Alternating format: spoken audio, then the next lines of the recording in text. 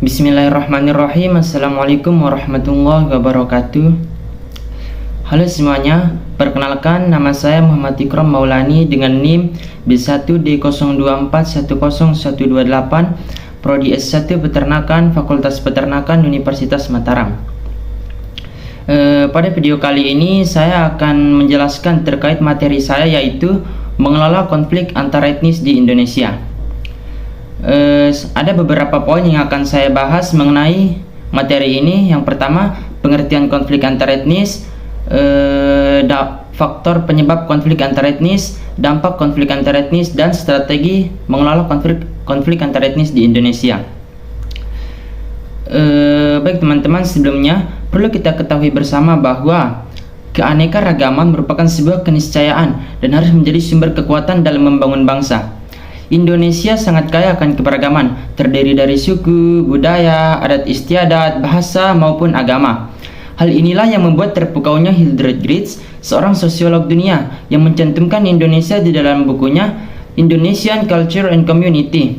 Bukan hanya Hildred Geertz, bahkan Dr. Arnold J. Toynbee, seorang sejarawan dunia, berkata, "Indonesia is the country where the religion is good ever." Indonesia merupakan sebuah negara di mana berbagai pemeluk agama hidup berdampingan dengan baik.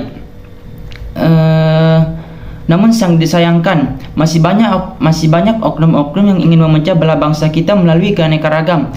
Konflik antar suku, penganut agama, dan budaya masih sering kita saksikan. Bahkan sekarang pun pengeras suara azan menjadi polemik di pemerintahan.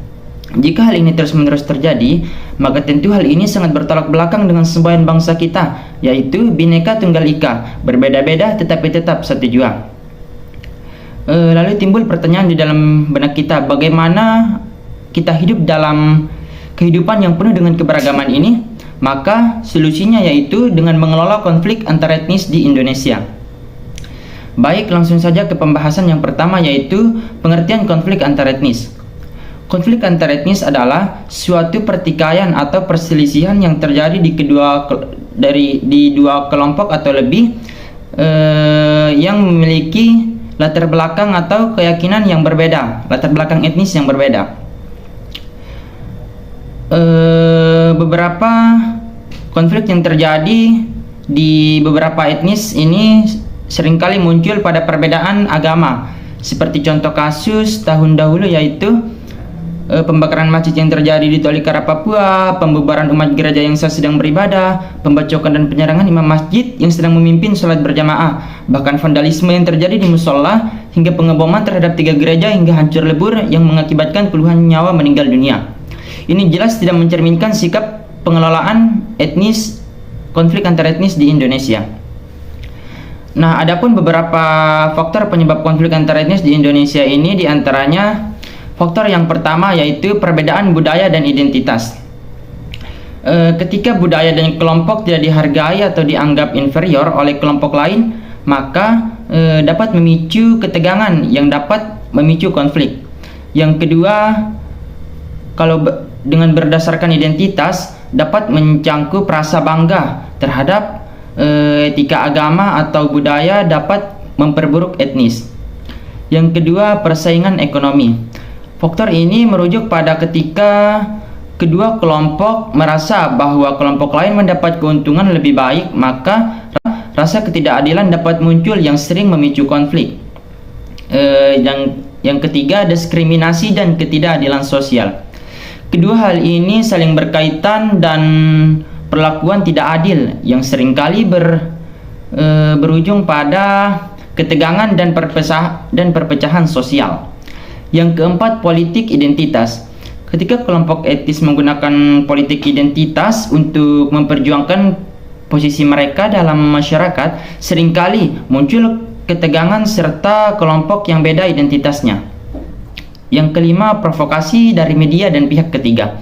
Media yang tidak bertanggung jawab dan pihak ketiga yang memiliki agenda tertentu seringkali melakukan provokasi atau kebencian yang dapat memperburuk keadaan. Selanjutnya, poin yang ketiga yaitu dampak konflik antar etnis di Indonesia. Ada beberapa dampak konflik antar etnis di Indonesia, diantaranya yang pertama yaitu kerusakan sosial dan budaya. Konflik antar etnis seringkali dapat merusak kepercayaan sosial dan budaya sebagai jurang pemisah. Budaya ada pun juga beberapa aspek yang terdampak seperti pemisahan sosial, kehilangan identitas budaya, dan juga terutama sosial dan budaya. Yang kedua, kehilangan nyawa dan harta. Dalam beberapa kasus, konflik antar etnis dapat berujung pada kekerasan fisik yang berujung pada korban jiwa dan kerusakan material. Yang ketiga, ketidakadilan politik dan ekonomi. Dampak ini merujuk pada ketidakstabilan atau ketidakmampuan dalam bidang politik dan ekonomi, seperti untuk menjalankan infrastruktur di bidang ekonomi maupun politik. Yang terakhir yaitu materi tentang atau poin yang terakhir, strategi mengelola konflik antar etnis. Mengelola konflik antar etnis membutuhkan pendekatan yang hati-hati. Beberapa strategi yang dapat diterapkan antara lain seperti: yang pertama, pendidikan yang multikultural, seperti contoh membangun toleransi dan empati. Dan yang kedua, melakukan dialog antar etnis. Yang ketiga, memimpin atau pemimpin yang harus bijaksana dan adil atau tidak memihak. Dan yang terakhir dan yang keempat adalah hukum yang tegas.